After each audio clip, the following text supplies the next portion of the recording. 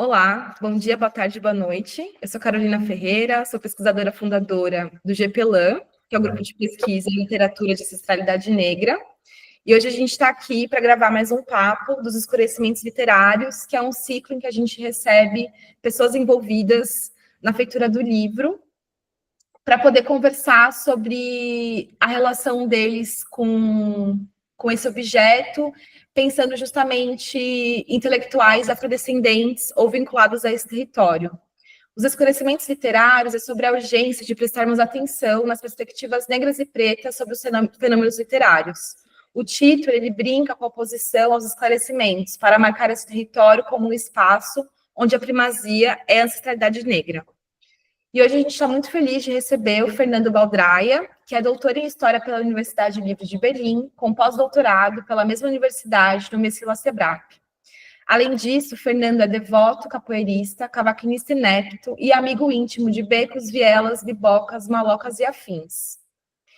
Tem pele parda, ouve funk e é editor de diversidade da Companhia das Letras. A gente está muito feliz, Fernando, de te receber hoje aqui no nosso último programa do ano. E, como sempre, estou acompanhada da Marina Cândido, que também é pesquisadora fundadora do grupo de pesquisa, doutoranda do programa, editora, que também trabalha com livros. É muito bom receber vocês aqui hoje para a gente conversar. Oi, gente. Obrigado pelo convite, tudo bem? Olá, sejam todos bem-vindos e bem-vindas. Muito bom estar aqui, novamente, nesse que vai ser o último Escurecimentos Literários do ano, e recebendo o Fernando, a quem a gente já agradece, pela disponibilidade de vir até aqui para conversar com a gente. Bom, eu vou então começar, Carol, já que você já apresentou o Fernando, uma apresentação muito bacana, a gente estava conversando sobre isso, que traz alguns elementos que são, na verdade, não só de uma trajetória acadêmica, mas também do Fernando pessoa, que ele gosta de fazer, enfim. E a gente achou isso muito bacana. Mas, Fernando, assim, para a gente começar a nossa conversa, eu queria que você falasse para a gente um pouquinho sobre a sua trajetória no mercado editorial. Então, a Carol estava falando que você é doutor, em História, e hoje você se dedica à edição de diversidade na Companhia das Letras. Como que foi esse percurso? O que causou de levar você até esse papel de editor?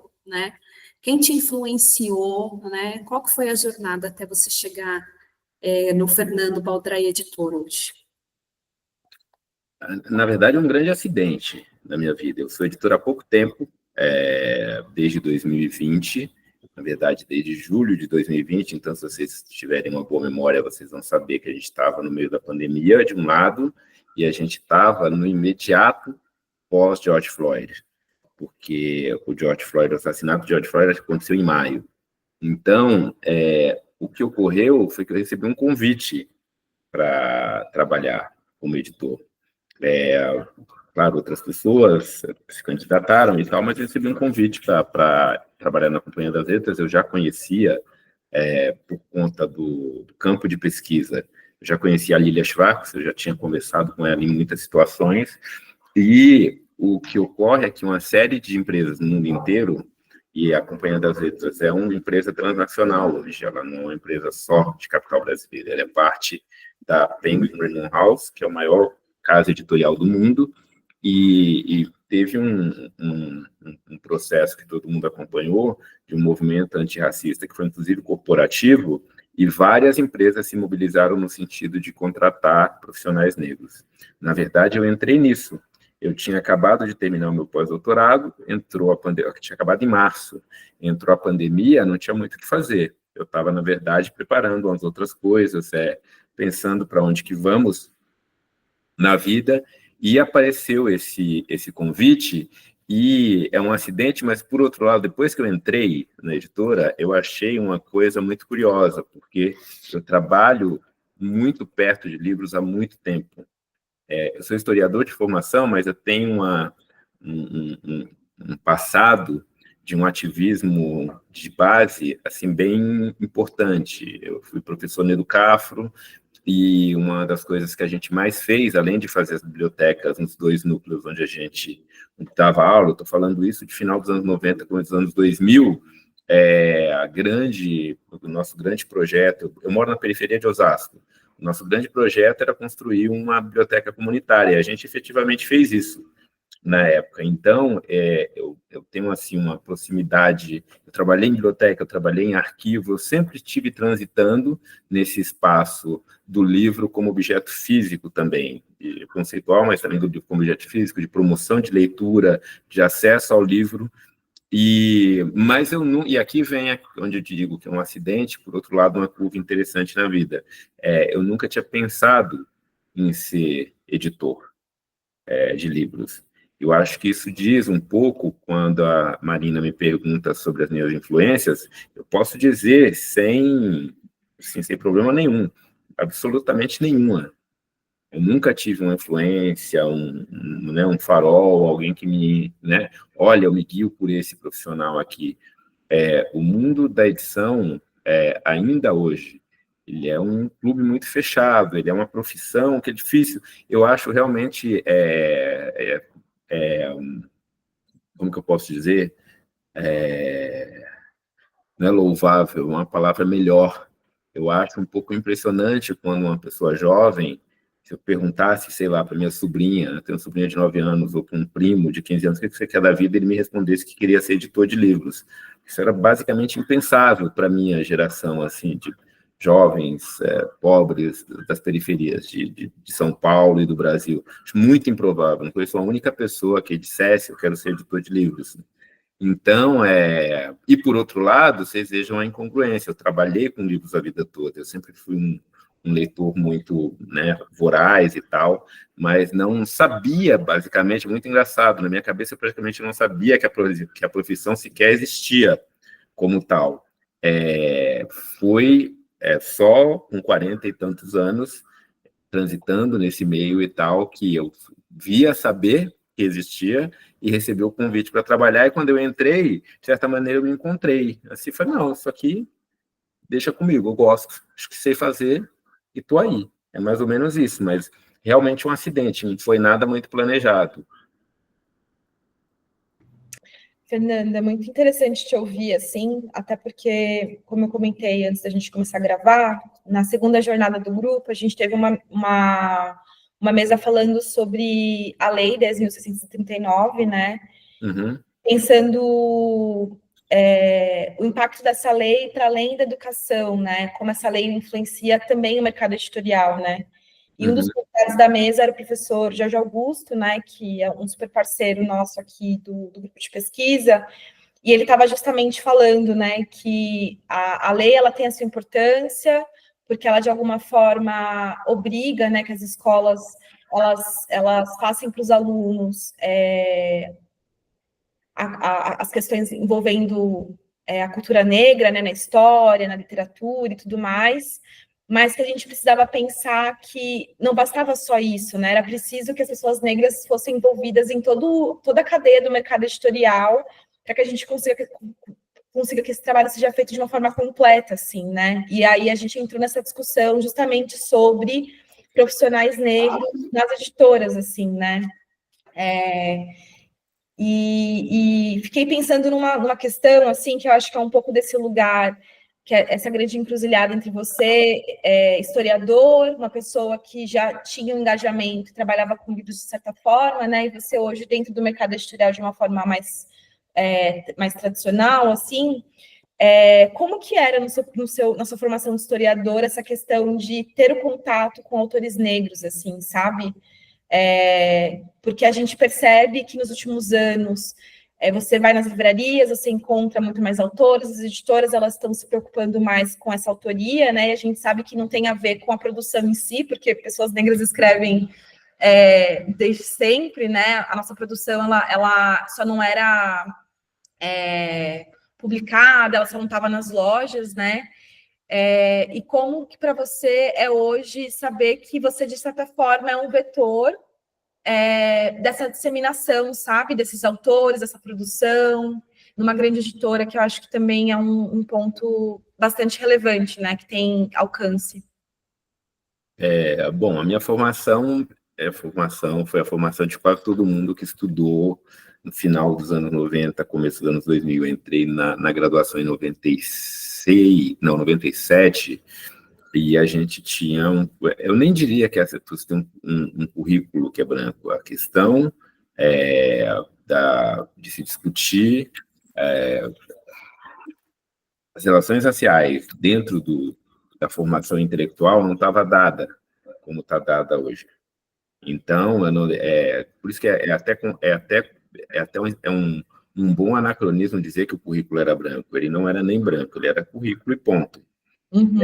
Então, foi assim que eu me formei, e havia, na verdade, também intelectuais negros no currículo, mas isso também eu não sabia. Sei lá, o Eric Williams, a gente lê em história, como um clássico, assim, Escravidão e Capitalismo. Eu não sabia que ele era um autor negro, eu descobri também depois. Então, quando a gente fez há pouco tempo o livro do Fanon, Condenados da Terra, saiu uma nova edição pela Zahar, eu precisei escrever não, a gente, quando você, aí já vão aqui nos bastidores e curiosidades do mundo editorial, quando você vai comprar um livro, várias casas editoriais com certa frequência disputam um livro, e você precisa, enfim, além da questão propriamente comercial, muitos autores, muitas autoras, ou as famílias estão interessados em qual é como a qualidade editorial dessa casa, qual a tradição dessa casa. E tem uma coisa que a gente escreve que chama love letter. Você escreve uma carta de amor para dizer quais são as suas intenções na publicação daquele livro. E eu escrevi a Condenados da Terra, e uma coisa que era importante, depois a própria família estava dizendo que foi fundamental, é que eu tenho realmente a sensação de que a gente tem um trabalho de restituição nessas republicações, e eu digo restituição no sentido de dizer que realmente eu acho que a gente tem uma formação da qual não foi subtraída muita coisa. Eu fui ler o Fanon já muito tarde, eu já estava no doutorado, na verdade, né? Então, é uma sensação bastante desagradável, assim, você topar com um autor da estatura do Fanon, com, sei lá, 39 anos de idade, 38 anos de idade, e realmente a sensação é de que você foi um pouco achincalhado, assim, não é possível que me foi subtraído isso, que ninguém colocou isso no currículo. Então, a sensação de poder colocar esses livros de novo em circulação, porque, como você estava dizendo, Carolina, a produção intelectual negra existe, mas a circulação não. Ela é realmente interrompida, e essa é uma batalha de toda geração, eu diria. Esse é um dos principais problemas que a gente enfrenta. Se a gente pegar um outro exemplo, o James Baldwin, que está agora super em evidência, ele já foi editado no Brasil. Então, em algum momento, essa publicação foi descontinuada. O Richard Wright, que acabou de sair, O Filho Nativo, já foi publicado no Brasil mais de uma vez. Acho que já 3 edições, se não me engano. Todas foram descontinuadas. Então, não tem jogo ganho. Não há garantia, a gente não tem garantias de que, por exemplo, talvez o Fanon fique, por conta também digamos, dos estudos fanonianos pelo mundo afora, mas a gente não tem efetivamente garantia de que, por exemplo, uma tríade, como a gente também publicou, Beatriz, Lélia e Neuza Santos, que estão de novo no mercado, você chega numa livraria, você pode pedir o livro delas, e daqui 20 anos elas vão estar lá ainda. Então, tem um trabalho de vigilância, de certa maneira, para garantir que o acesso aos escritos da intelectualidade negra permaneçam disponíveis para o público, que esse é fundamental, e isso é difícil. Aí vai para campos onde o nosso poder ainda é um pouco restrito. É muito interessante você falar sobre isso, né? Porque eu acho que a gente tem essa luta, se eu posso dizer dessa forma, da publicação desses autores, mas tem essa questão da continuidade que eu acho que às vezes a gente esquece, né?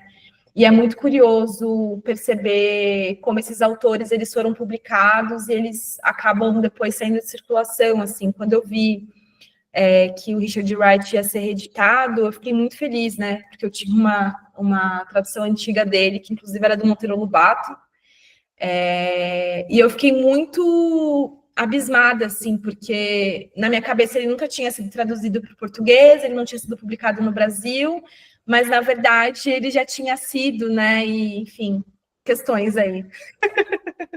Fiquei muito feliz. Essa é a sua edição do Monteiro Lobato, né? É impressionante, né? Que o Monteiro Lobato seja aqui. Uhum. Só uma coisa interessante, na nova edição, só um comentário sobre isso, aproveitar que a gente está falando, isso é uma coisa que não deve passar desapercebida, né? Que o Monteiro Lobato publicou Filho Nativo no Brasil, pouco tempo. Vocês estão ouvindo? Tá dando para ouvir também o som? Não? Assim, não está atrapalhando. Eu acho que eu acho que eu vou ter que fechar a janela, porque está me incomodando. O vizinho. Eu vou ter que sair um pouquinho, mas eu volto. Só vou aqui do lado. Nada.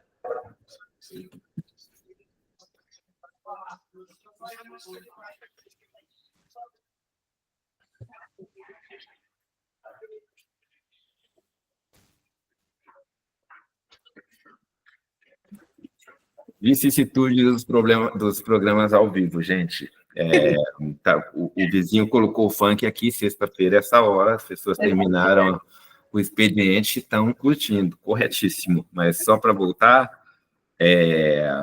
na nova edição tem um texto do Mário Medeiros, falando exatamente disso, traçando um pouco esse caminho do Filho do Nativo, de ter sido publicado pelo Monteiro Lobato, e chegar nessa publicação que a gente está fazendo com um prefácio de alguém como o Mário Medeiros.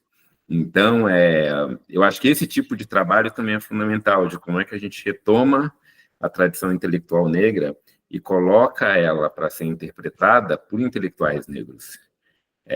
E um livro com essa trajetória, ele é fundamental que as pessoas saibam disso. Carolina sabe, mas pouquíssima gente ia saber que um livro com um Filho Nativo tinha sido traduzido pelo Monteiro Lobato, uma coisa assim meio, gente, assim, difícil de adivinhar, né? Mas, enfim, era só esse parênteses. Eu queria aproveitar que Fernando, né, falou de algumas coisas dos bastidores, e eu sou editora também, né? E eu acho que é um pouco daquilo que você falou do trabalho do editor. Eu acho que ninguém, né, tem esse sonho de vida, né? Eu vou crescer e vou ser editor. Para mim também aconteceu assim muito por acaso, né? Sempre gostei muito de livro, trabalhei em livrarias, mas não tinha passado pela minha cabeça ser editora. E eu percebo que as pessoas têm, inclusive, uma certa dificuldade para entender o que o editor faz, né? Eu vejo isso, às vezes, pelo meu marido, né? Então, às vezes, as pessoas perguntam, o que a sua esposa faz, tá? Ela é editora. O que uma editora faz? Mexe com livro. Porque até explicar para a pessoa todas as nuances do trabalho do editor, né? O trabalho do editor é diferente do revisor, mas e o preparador, né? Enfim. Mas você escreve o livro, né? E aí eu queria, Fernando, que você falasse um pouco sobre o ofício do editor, né? Então, tentar delinear um pouco, né? A gente sabe que existem umas margens meio difíceis de, né, definir, mas tentar delinear um pouco como que é, né, o trabalho do editor, qual que é o dia a dia, um pouco dessa cadeia, né, de produção, né? Então, desde da chegada de um original, né, ou às vezes até prospectando um original, esse momento que você precisa mandar a carta de amor, até o momento em que o livro chega para o leitor, né? Talvez focando um pouco mais no editor, porque a gente sabe que o livro é um trabalho coletivo, né? Precisa de muita gente para fazer um livro sair. Mas acho que ia ser interessante a gente falar um pouco sobre isso. Pois isso é bacana. E eu diria, assim, vai ter uma variação muito grande, dependendo, sobretudo, de em que ramo você trabalha, em que parte, em que tipo de livro você mexe. Se você trabalha, por exemplo, com ficção ou com não ficção, se você trabalha com livros infantis ou com, sei lá, enciclopédias, assim, é muito difícil de delinear assim, de uma maneira bem precisa o que o editor vai fazer. O que ele sempre vai fazer, como se fosse, é cuidar da produção do livro. Assim, cuidar para que o livro, desde se ele for um dicionário das relações raciais no Brasil, como saiu há pouco tempo, ou um livro infantil, ele saia na melhor forma possível dentro daquilo que é a pretensão daquele livro específico, né? Eu trabalho muito, e aí falando especificamente do meu campo, né? Eu trabalho muito com ficção literária, como diz o povo, assim, com alta literatura, ficção literária hegemônica, por assim dizer, e com livros de não ficção da área de humanidades, sociologia, antropologia, história. E eu acho que aqui tem essas coisas que você estava dizendo. Eu acho que tem um trabalho de prospecção, de ir atrás de autores, você ir atrás de autores e de autoras nesses dois campos difere muito, né? Você pode fazer isso indo em eventos, por exemplo, um evento muito pouco visitado por editores. Eu tive lá 2 vezes e pude ver, não tinha ninguém, na verdade, do mercado editorial, do mundo dos editores independentes tem muito, mas na Flup, por exemplo, as grandes editoras não vão na Flup, né? Eu tive também na Flickr, em Cachoeira. Lá até tinha uma pessoa da Ubu, que é uma editora mais mainstream, mas também pouco visitada. Então, para onde você se move, né? O que você quer ver, o que você quer enxergar, sua maneira de prospectar. E, claro, e aí, a partir do momento em que você está com o original, também mesma coisa, assim, vai variar muito. A maneira de editar um livro de ficção literária, o grau de intervenção, depende até da relação que você tem com o autor, da natureza, do tipo da pessoa que está escrevendo. Tem gente absolutamente minuciosa, que se você mexe numa vírgula do texto da pessoa, aquilo é uma dor, assim, meu Deus do céu, uma tragédia. E, sei lá, você tem, por exemplo, uma pessoa muito fácil de editar no sentido de que ela está habituada de que se mexam no texto dela. Eliana Alves Cruz, porque ela vem do jornalismo. Assim, problema zero que você chegue. Agora, é claro que tem os limites, né? Mas uma obra de não ficção vai depender da expertise que eu mesmo tenho. Eu, editando livros de historiografia brasileira da escravidão, eu tenho uma interlocução X com o autor. Eu editando um livro de sociologia do trabalho, é uma outra coisa. Então, os livros têm uma coisa muito legal. Primeiro, todo projeto que você está trabalhando é o projeto da sua vida, assim, sem nenhuma mentira. É impressionante, assim. Todo novo projeto é o novo amor da sua vida, assim. Você fica completamente tomado, assim, aquela coisa...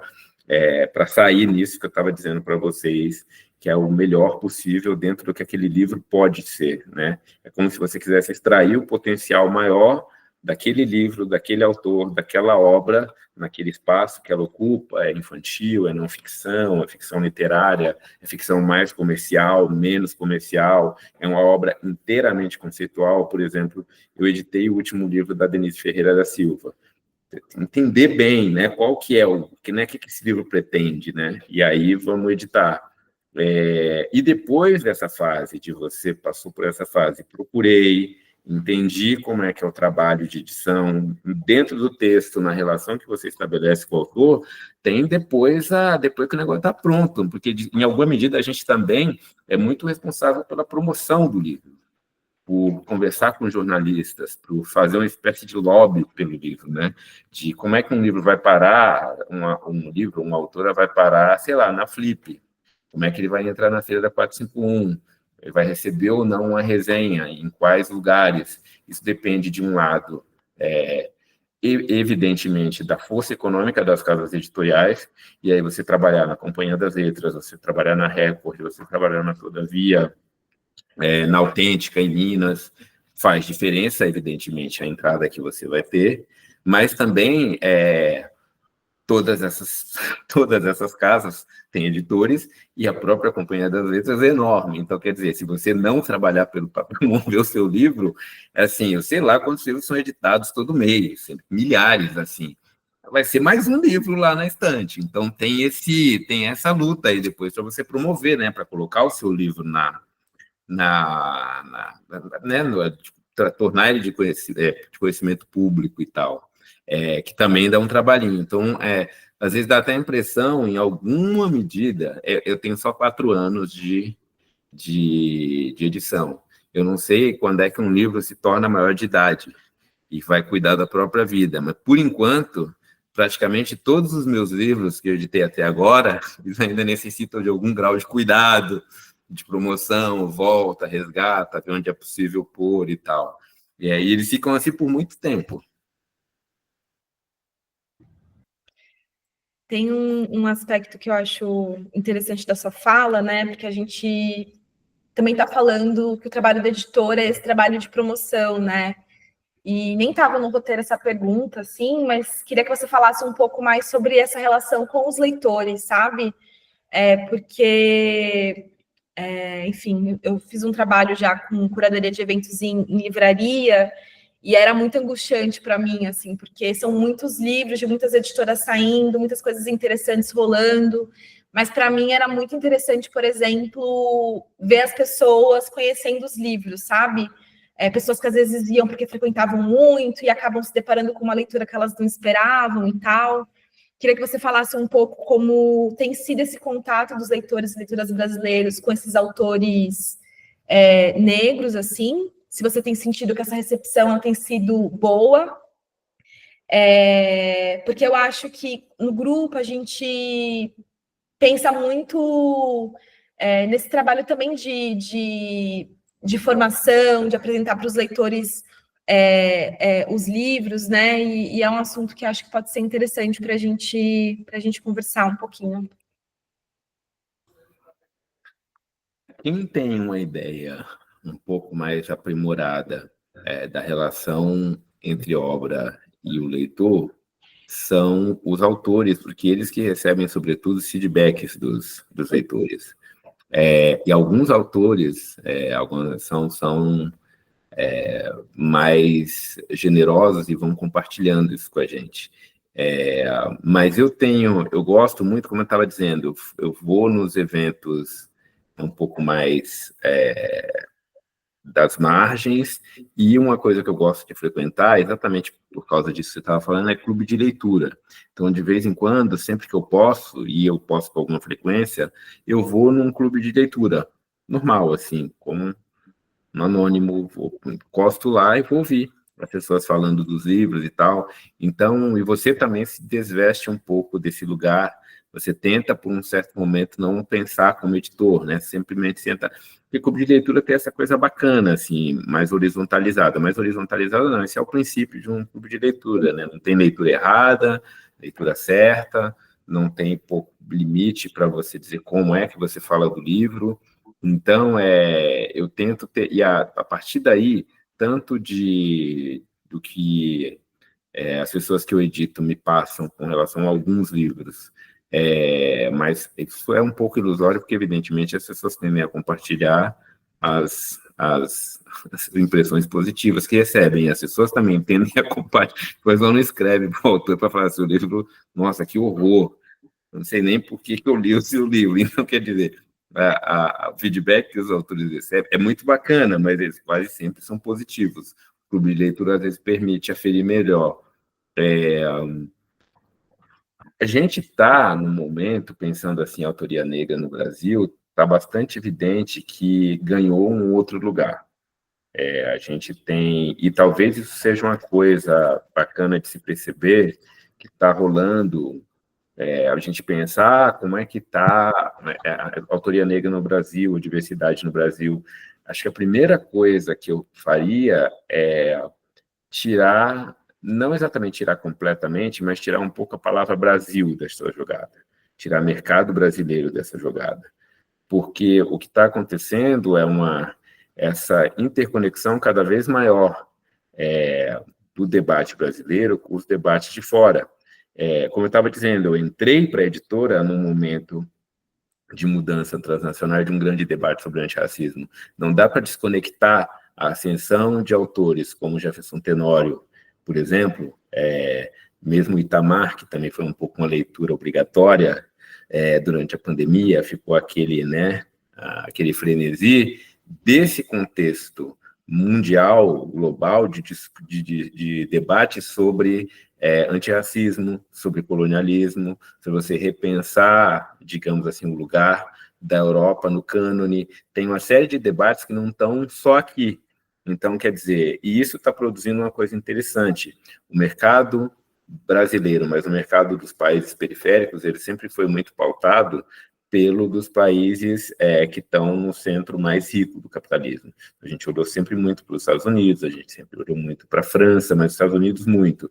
E durante muito tempo, acontecia mesmo de se poder replicar no Brasil o sucesso dos best-sellers, que eram os best-sellers do New York Times. Isso acontece com uma frequência cada vez menor.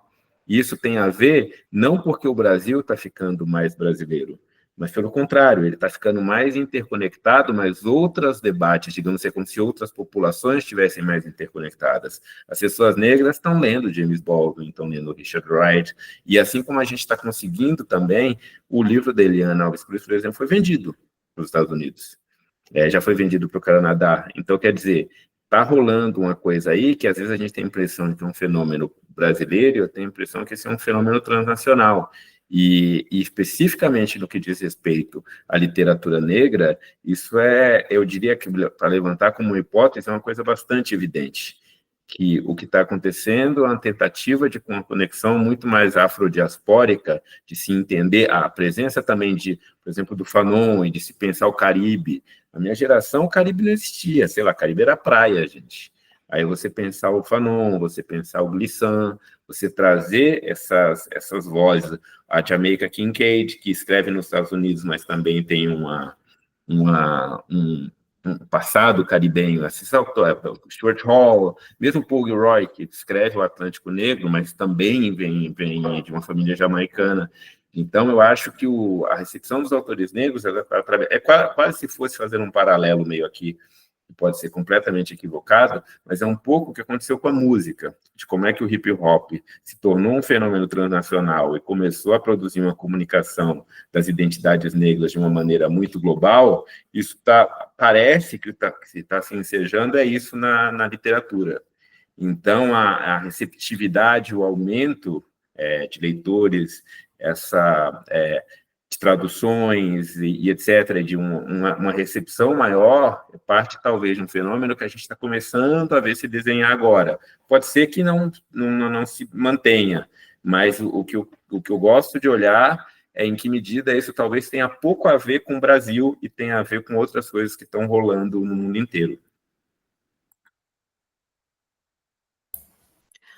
Fernando, é muito interessante você levantar essa bola, que acho que é uma outra forma realmente, né, da gente analisar o cenário. Eu não tinha ainda me atentado para isso. Eu acho que realmente você levantou aqui um pensamento que é importante mesmo, né? Não necessariamente o Brasil está mais brasileiro, mas a gente está realmente mais conectado nessa teia que é diaspórica, né? Prestando atenção nesses outros países que também se relacionam com a gente por causa da diáspora. Mas aí eu estava pensando aqui, né, retomando um pouco também daquilo que a gente falou sobre a Lei 10.639, e de como que isso impulsionou muito a entrada de autores negros, né, nas editoras, como isso impulsionou a compra de livros, né, não somente pelo leitor direto, mas também em programas, né, governamentais, como o PNLD Literário. E aí eu tenho uma sensação, e é um pouco daquilo que a gente conversou também em alguns encontros e algumas discussões até dentro do programa de pós-graduação, que essa onda, né, essa boa onda que veio aí abrindo portas, né, e impulsionando todo esse sistema, parece que agora isso está não sei se agora, mas acho que está ficando um pouco mais evidente, que está gerando um certo desconforto, né? E aí acho que existe uma tentativa muito forte de diminuir mesmo o valor dessas obras, o valor literário delas e o valor estético, né? Então, fala-se muito do tipo, uma literatura temática, uma literatura identitária, destituindo realmente essas obras de um trabalho artístico, estético e literário, que a gente sabe que existe, que está lá, e é por isso que são autores tão importantes e destacados. A própria Eliana Alves Cruz, que você citou, que inclusive é uma das autoras que eu desenvolvo pesquisa sobre um dos livros dela. E aí eu queria que você comentasse um pouco com a gente sobre essa nova onda, né, de querer agora ir contra esse movimento que a Lei 10.639 deu início, né?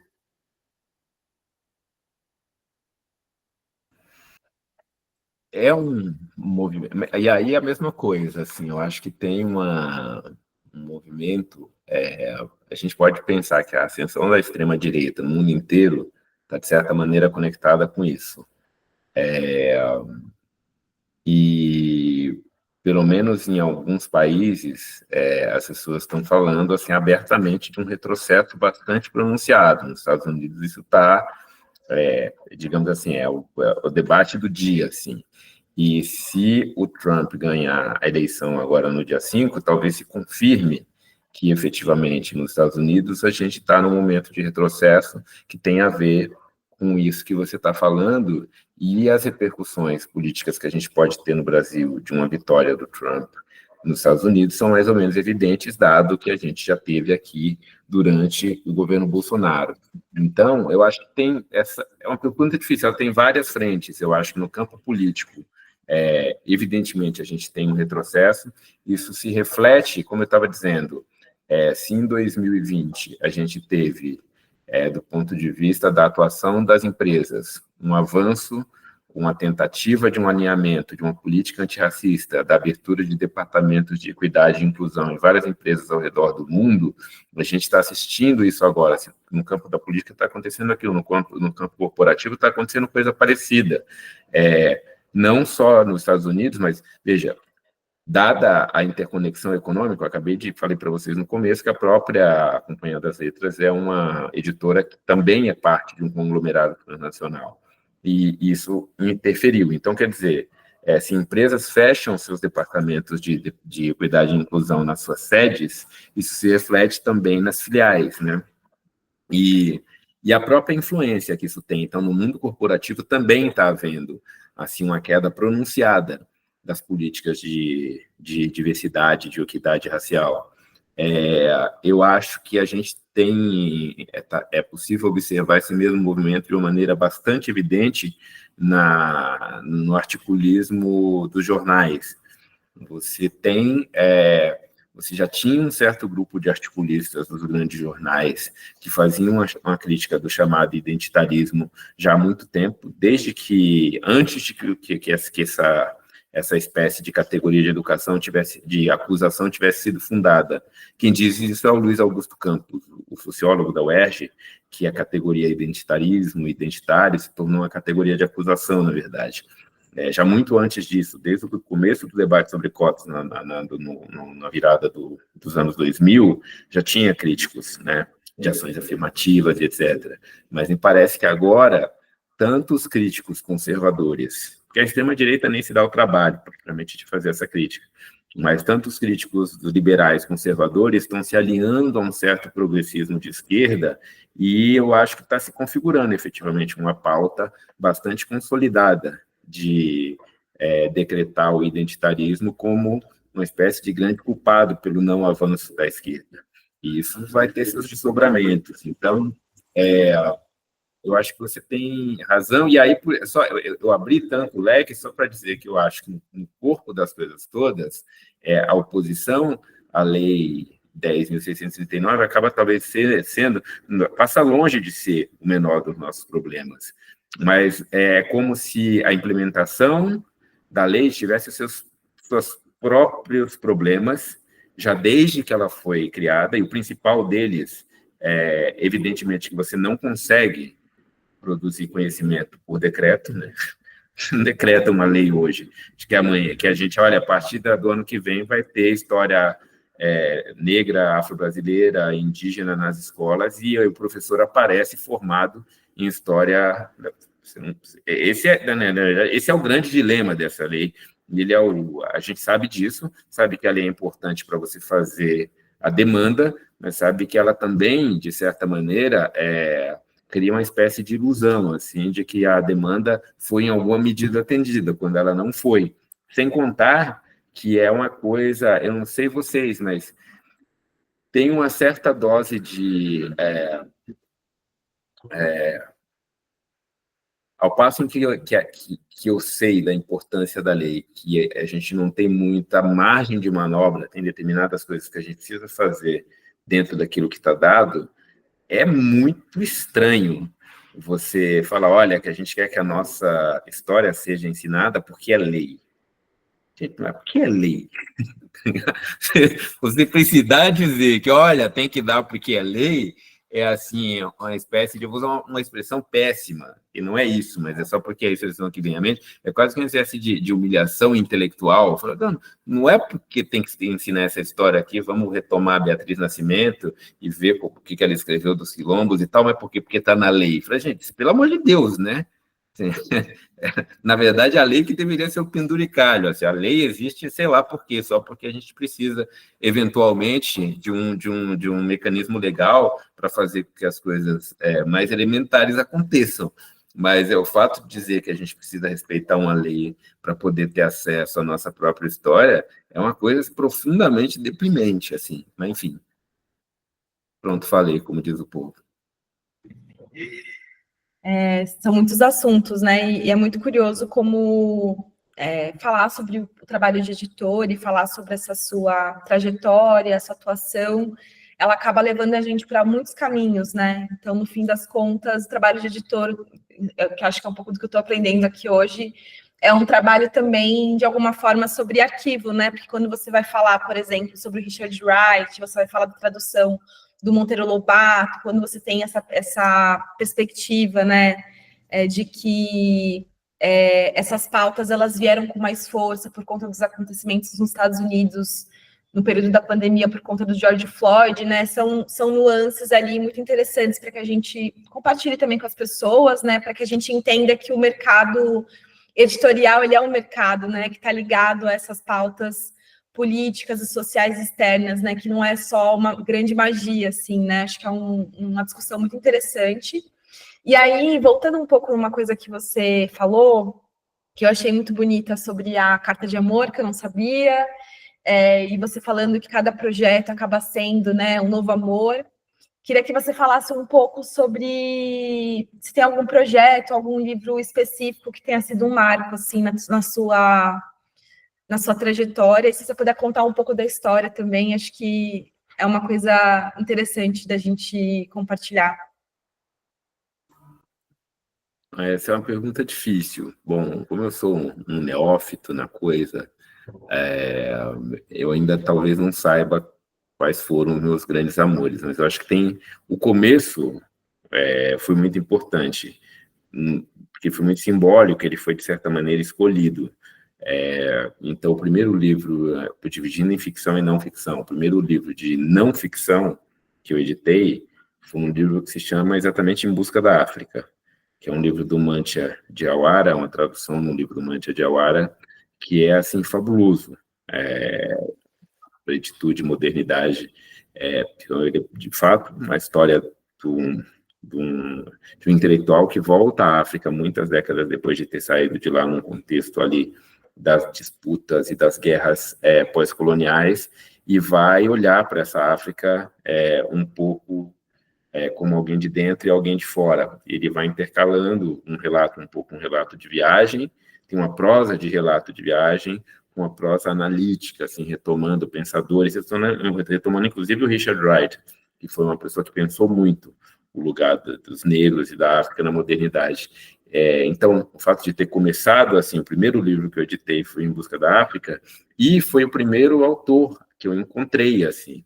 Isso foi muito legal, assim, eu nunca tinha encontrado um autor, e um autor de fora, veio para cá, para o Brasil, e aí eu fui encontrá-lo no hotel e tal, e, enfim, mas no final das contas é muito curioso, que aconteceu uma coisa engraçada. No Mantia Diawara já é um senhor, tem 70 e poucos anos, assim, extremamente erudito, um amor de pessoa, e ele estava no hotel, ali na Paulista, e eu fui lá encontrá-lo, porque é comum, você vai encontrar, jantar, vamos conversar, pensar o que vamos fazer com o seu livro, ele ia dar uma entrevista, e etc. Só que eu fui encontrar com ele e me dei conta, geralmente, isso é um encontro de trabalho, evidentemente eu que tenho que pagar conta, né? Estamos aqui num restaurante e tal, por favor, senhor Altura, Companhia das Letras o convida. Eu perdi a minha carteira no dia, e no final das contas, o Mancha que precisou pagar o jantar da editora, assim. Fiquei bastante embaraçado, né? Nossa, e ele, imagina, não esquenta a cabeça. Eu também vim com o dinheiro da universidade, nenhum de nós dois não estou tirando do meu bolso, assim, mas eu fiquei muito sem jeito, assim, quando eu percebi que eu não tinha como. Imagina, você chama alguém para comer, quando o garçom chega com a conta, você não tem o dinheiro para pagar. E é o primeiro autor que você está editando, e você chega ali com certa dose de nervosismo, com orgulho, legal conversar. E assim, é um negócio, assim, uma das melhores conversas. A gente se encontrou por volta das 7, a gente nunca sabe como uma conversa vai se desenvolver, né? Se a pessoa é legal, se não é, se vai dar liga, se vai dar... Sei lá, que deu 11 e pouco, a gente ainda estava batendo papo. Assim, ele foi um grande amigo do Glissant, me indicou vários livros do Glissant, ficamos falando do Glissant e dos intelectuais americanos e do lugar da literatura nos Estados Unidos, no Brasil e etc. Isso na não ficção. E o primeiro livro de ficção que eu editei foi o livro da Eliana Alves Cruz, que foi uma autora que eu já conhecia, já era um leitor, já era, assim, é muito legal você poder deixar de ser só fã da pessoa, e aí você, na verdade, não pode mais ser fã, na verdade, quando você vai editar a pessoa, se for só fã, não funciona. E Solitária foi o primeiro livro que eu editei de ficção, né? Literária.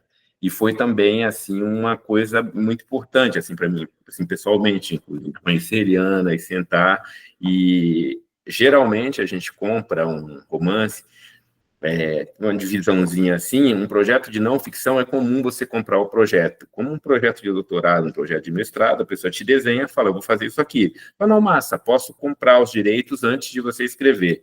Um romance é muito difícil. Chego aqui e falo para você uma ideia mirabolante, que eu vou escrever um romance sobre sei lá o quê, você fala, massa, vou comprar a ideia. É difícil. Romance, geralmente, você compra o livro pronto. Você lê o romance e fala, não, legal, gostei. No caso da Eliana, foi um caso em que eu achava a ideia de Solitária tão importante, o livro, da maneira como ele foi pensado, isso envolve outras questões que a gente pode até falar aqui, a maneira como o livro foi pensado, que a gente comprou realmente só o projeto, porque o projeto era importante e porque era Eliana. Gente, eu acho que não temos, não tem debate aqui, né? Não precisamos debater essa questão. Não, inclusive a gente gosta muito dela e antes do grupo existir como ele existe hoje, da gente ter o ciclo de lives, eu e a Mari, mais uma outra colega Lara, a gente deu um curso que está disponível no YouTube do programa gratuitamente, em que a gente pensa numa genealogia da literatura de mulheres negras brasileiras, e a gente trouxe a Eliana como parte da conversa, né, com a Água de Barrela, assim, então é uma autora muito importante. E, curiosamente, quando a FLUP foi remota na pandemia, eu participei do processo de formação de escritores que eles têm, e a Eliana era a mentora da minha turma, então não precisamos defendê-la aqui. E é legal porque a sua ligação com a Eliana é uma autora que tem esse viés meio historiadora, né? Ela faz uma pesquisa, ela vai atrás de arquivo, né, da história. Eu acho muito bacana esse traço dela. Então, eu imagino que as suas conversas com ela são sempre muito interessantes, né? E ela é uma mulher inteligentíssima e os romances dela são realmente de uma qualidade É difícil da gente, né, falar sobre isso, porque é difícil dizer, né, o quão bom que é. Você estava falando de Solitária, que foi o primeiro de ficção que você editou, enquanto você estava falando, eu estava lembrando da leitura, né, que fiz desse livro, e o quanto que realmente ele marcou, né, ele é um livro que realmente me marcou, assim, os livros da Eliana têm esse poder, né, de deixar essa marca, pelo menos para mim, como leitora, é sempre muito relevante, assim, as coisas que ela escreve como ficção e como jornalista também, ela é sempre muito perspicaz, né, na escrita dela. E aí, Fernanda, eu vou aproveitar que a gente meio que já está, na verdade, chegando no nosso limite de tempo, e aí a gente queria ouvir um pouquinho de você sobre as suas perspectivas, né, em relação ao mercado editorial, né, brasileiro, pensando na diversidade, na representatividade, na inclusão. Acho que você já começou até a falar um pouquinho disso, né, na pergunta anterior, quando a gente pensa um pouco no nosso atual contexto, né? Mas o que você espera, né, vislumbra, deseja, anseia, né? Que acho que é um pouco de tudo isso em relação a esse mercado. Olha, eu sou uma pessoa, muito embora não pareça, bastante pessimista com relação a quase tudo. Assim, sou um pessimista esperançoso, assim, vamos aí fazer o que tem de ser feito, mas não não que eu acho que as coisas vão melhorar. Então, nesse espírito, o meu principal desejo é que as coisas não piorem. A gente estava falando de um retrocesso que tem acontecido, etc. Eu acho que duas coisas. Precisava, claro, acelerar muito, aprimorar muito no sentido de ter mais pessoas negras, não só como autores, a gente não entrou nisso, né, mas em toda a cadeia de produção do livro, né, preparadores, revisores, tradutores, todos esses livros que eu estou falando aqui para vocês, boa parte deles, sobretudo os livros dos últimos 2 anos, foram todos traduzidos por pessoas negras, independentemente se a literatura escrita de autoria negra ou não. Por exemplo, eu acabei de fazer um livro que é um livro alemão, porque, enfim, eu sou responsável pela parte de alemão na editora, porque eu leio em alemão, então os livros que saem em alemão sou eu que cuido, e foram traduzidos por pessoas negras, assim, então você garantir que pessoas negras adentrem o mercado e ocupem as mais variadas posições, etc. Meu desejo é assim que as coisas acompanhem, a gente simplificando muito, que acompanhem a curva demográfica do Brasil. Se na última pesquisa, no último censo que a gente teve, indicou lá que pela primeira vez o Brasil é um país não branco, um país que em que a maioria da população não se declara como branca, e eu sempre acho que esse número ainda está um pouco subestimado, o número dos brancos no Brasil. Eu falo, acho que ainda tem um pouco demais ainda. Tem bastante gente ainda para vir para o lado de cá. Que, pelo menos, a gente vai se aproximando cada vez mais desse perfil demográfico em termos de autoria e de pessoas fazendo coisas no mundo dos livros, né? Se a gente conseguir manter uma curva que acompanhe a curva demográfica, tá maravilha. Estamos longe, muito longe de chegar perto de fazer isso. Assim, se a gente, eu não tenho aqui números para vocês, mas mesmo os números da própria Companhia das Letras, eles não chegam perto, assim, se a gente colocar todos os autores publicados no ano, basta ver o número de as pessoas que a gente tem na ficção literária, meia dúzia, dá para contar nos dedos, o número de livros e de autores que saem todo ano é muito pequeno, está muito longe ainda de qualquer coisa que a gente pudesse chamar de equidade, muito longe. Mas se a gente contar que o processo começou há 4 anos, a gente tem andado um pouco. Uma coisa que eu acho importante ressaltar, e eu sempre digo isso, a própria Companhia das Letras, isso tem acontecido em outros lugares, a gente está vendo aparecerem outras pessoas negras estão editando livros no Brasil nas editoras maiores, né, que acabam controlando parte substantiva do mercado, e na própria companhia, se em 2020 só tinha eu de editor negro, hoje a gente tem uns 5 já. A própria Fernanda, que vocês já falaram com ela, que se tornou editora da ZAA, no grupo Companhia das Letras, e a gente não tinha editoras negras no infantil, hoje a gente tem a Débora, a gente tem a Stephanie, a gente tem realmente, e em todos os lugares lá, as coisas estão mudando mesmo. Então, isso é legal de ver, isso é bastante legal de ver. Agora, como eu estava dizendo, o que eu estava dizendo sobre manter, se a gente não vai ter daqui 10 anos ou 20 anos, não vai ter um novo grupo de pessoas negras reeditando as obras da Lélia, da Beatriz, acho que é um pouco a mesma coisa. As empresas ficarem convencidas de que esse digamos assim, um debate difícil, a responsabilidade que o mundo privado tem pela manutenção de um ambiente democrático saudável, e que isso passa pelo emprego, pelo trabalho, pela empregabilidade, e que uma das melhores maneiras das maneiras mais eficientes de você promover o racismo não é necessariamente você apoiar governos. Você pode ser um super democrata, apoiar governos super progressistas, mas se você subtrair as pessoas de oportunidades, você continua tendo uma sociedade profundamente autoritária, porque a desigualdade é que produz a opressão.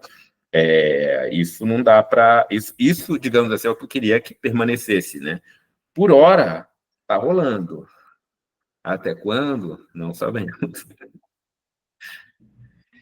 Mas essa discussão, ela nos interessa muito, assim, sabe, Fernanda? Acho que, enfim, o grupo é recente, a gente está no nosso 3º ano, né? Mas sempre que a gente pode, a gente traz essa discussão para o público, para as pessoas que pesquisam também, né, para pensar a cadeia do livro como um todo, porque eu acho que se a gente pesquisa e o livro chega na gente, é porque tem todo um trabalho anterior sendo feito, e a gente, de alguma forma, também pode contribuir, né, para que esses livros continuem sendo editados e que novos cheguem.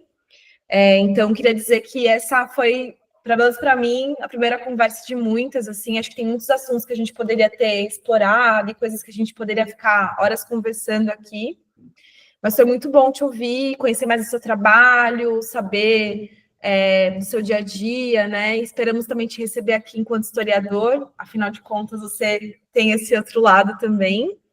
E agradecer pela generosidade da troca e dizer que esse papo vai estar disponível, né, no nosso canal do YouTube do programa, Literatura PUC-SP.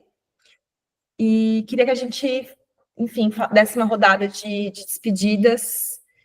Só queria agradecer mesmo, foi muito bom. Marina? Agradecer, né? Acho que foi um papo muito bacana, e de ver todas as coisas que a gente conversou, eu acho que acaba representando um pouco aquilo que é o dia a dia de um editor mesmo, né? A gama de saberes e de coisas que você precisa, né, organizar para poder desenvolver, né, esses projetos, né? Um trabalho muito delicado, né? E muito personalizado, né? Que é essa coisa, para cada uma das obras que a gente trabalha, a gente precisa aí acionar diversos saberes. Então, foi muito bom poder conversar com você, Fernando. Obrigada, né, por disponibilizar aí uma horinha do seu dia para conversar conosco. Obrigada, Carol, também, pela companhia aqui, todo mundo que está assistindo, independente da hora do dia. É isso, muito obrigada. Não, então, claro, agradecer você, foi muito legal, gente, adorei. Estamos aí para outros papos presenciais também, já que pelo menos eu também estou aqui em São Paulo, vocês da PUC estão em São Paulo, no fronte da historiografia, no final das contas, hora entra nisso, eu sou um historiador meio fajuto, assim, minha praia mesmo é teoria pós-colonial e essas coisas assim. Mas, enfim, a gente chega lá. Mas eu queria só terminar com uma coisa que a Marina tinha me dito, para que eu desse um conselho. Qual conselho que eu daria para a galera que está chegando, para novos editores, etc. Eu mesmo como novo editor, que ainda me vejo assim, eu acho que o primeiro deles procurem-nos. Mandem originais para a Companhia das Letras, procurem, tem vaga para tradutor, para preparador. Eu acho que tem nesses espaços agora um olhar que entende quais são as questões, as vicissitudes colocadas para a inserção de profissionais negros nesses meios.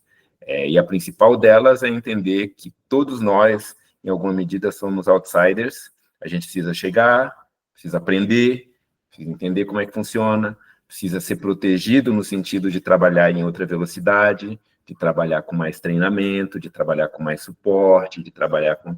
E tem gente nas editoras, seja na Companhia das Letras, em outras editoras que eu tenho conversado, em quase todos os lugares em que você tem pessoas negras que estão pensando essas coisas que a gente está conversando aqui, estejam certos.